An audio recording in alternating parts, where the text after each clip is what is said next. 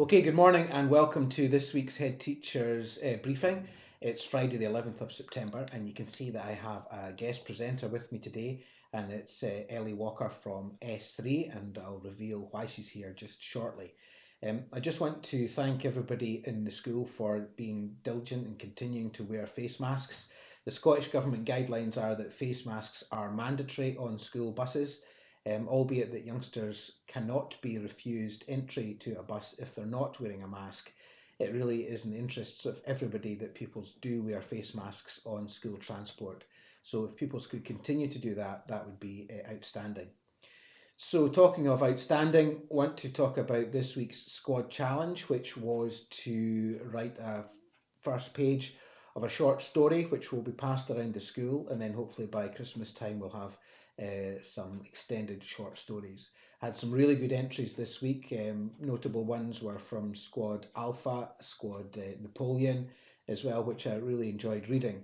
But without doubt, the one that really caught my eye was from Squad Capaldi in S3, and I'm really delighted that Ellie has come along from Squad Capaldi this morning to read her excerpt from the first page of her short story. So over to you, Ellie.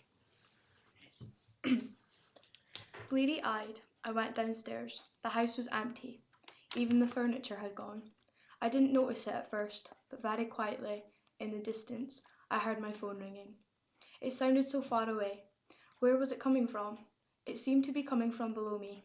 So I continued to walk through the kitchen over to the basement door. I've always hated going down the basement. It's always so dark and cold. So, how did my phone end up down there? I grasped the handle and tried to open the door, but there was a resistance, as if something on the other side was stopping me from trying to open it. I pulled and heavied and wrestled the handle, but no amount of force seemed to make any difference. I took a rest and sighed. As the phone continued to ring, I tried again and again, when finally the door gives way, revealing the well-lit staircase. Weird, that light had never worked.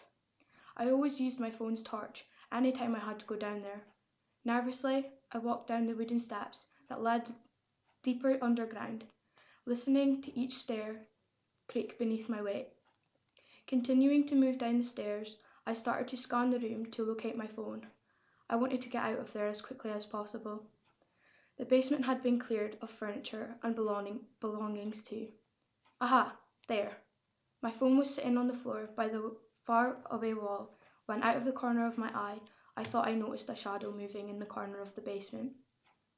Hello? Nothing. Just 3 more stairs.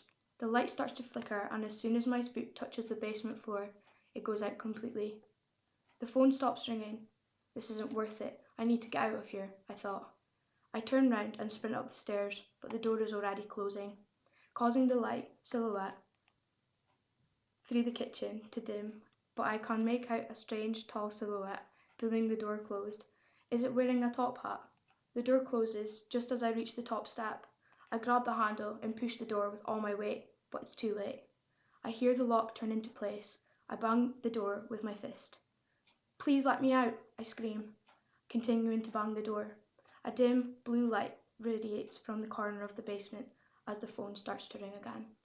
What a fantastic story, a spooky story, and one which will be continued. It will be passed on to another squad to write page two next week. So I'm really delighted and thank you, Ellie, for coming along this morning and reading that to us.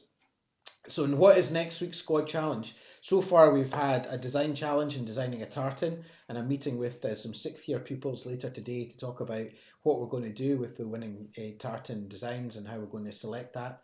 Then we had a healthy eating challenge, and last week a literacy one. Next week's one is all about numbers, and to try and make that a little bit more exciting, what I'm going to be asking squad leaders to do is to invite a member of your squad to become a fantasy football manager.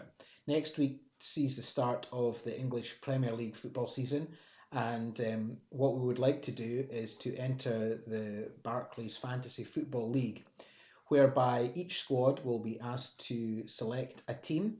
They have a budget of, I think it's £70 million, so they have to balance the budget and choose a team within their budget. and then those teams will be entered into the Fantasy League, and the points will be calculated, and each week we'll be able to see which squads are actually the ones that are near the top of the league. Information will come out to the squad leaders this week as to how that's going to work, and we can start competing against each other the following week.